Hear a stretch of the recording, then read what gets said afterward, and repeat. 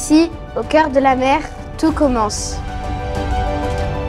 Moins de pollution, plus de vie dans l'océan.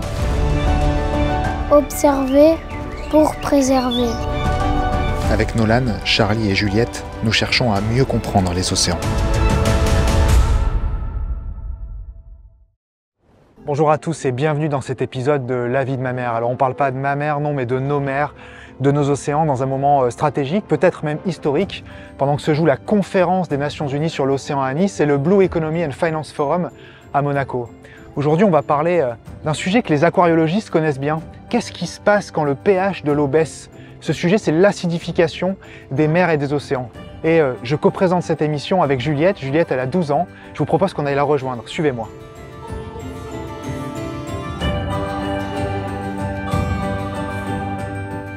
Bonjour Juliette. Bonjour Sam. Oui, et toi? Je peux m'asseoir à côté de toi? Bien sûr. Je suis content de te retrouver là. Moi aussi.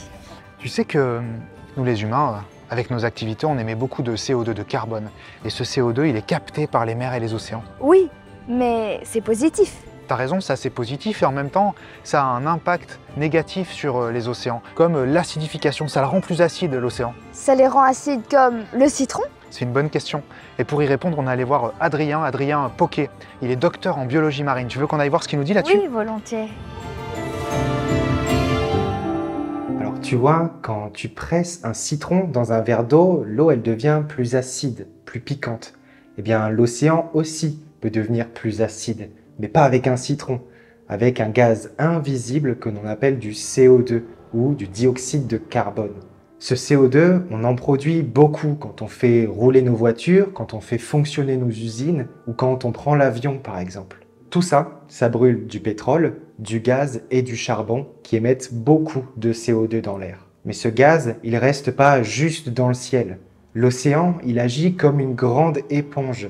Il va absorber une quantité importante du CO2 émis par l'homme. Mais voilà le problème. Quand le CO2 entre en trop grande quantité dans l'eau de mer, comme c'est le cas depuis 50 ans, il finit par déséquilibrer la recette chimique de l'océan. Il forme de l'acide carbonique en excès et c'est ça qui rend l'océan plus acide.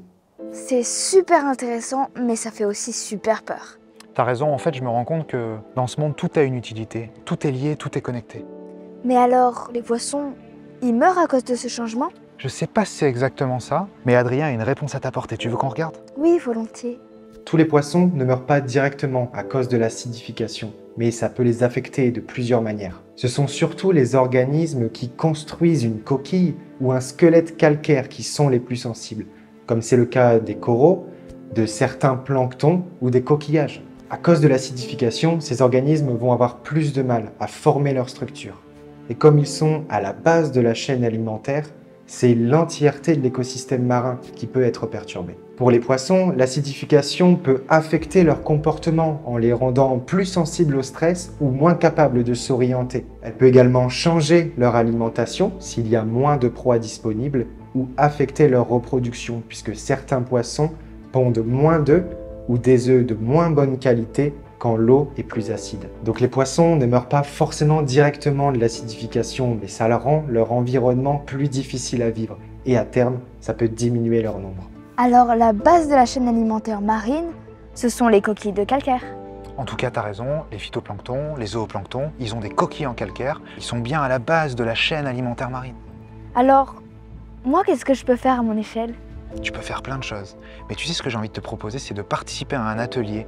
C'est un atelier qui s'appelle la fresque du climat junior. Tu vas pouvoir bien comprendre les causes, les conséquences et aussi trouver des actions pour agir à ton échelle. Ça t'intéresse? Ah ouais, ça me dit vraiment, Sam. À très bientôt, Juliette. Très bientôt. Depuis le début de l'ère industrielle, l'océan est devenu 30% plus acide. Mais bonne nouvelle, on peut tous agir en réduisant nos émissions de gaz à effet de serre. On limite l'acidification des mers et des océans. Merci d'avoir suivi cet épisode de La vie de ma mère. Prenez soin de vous.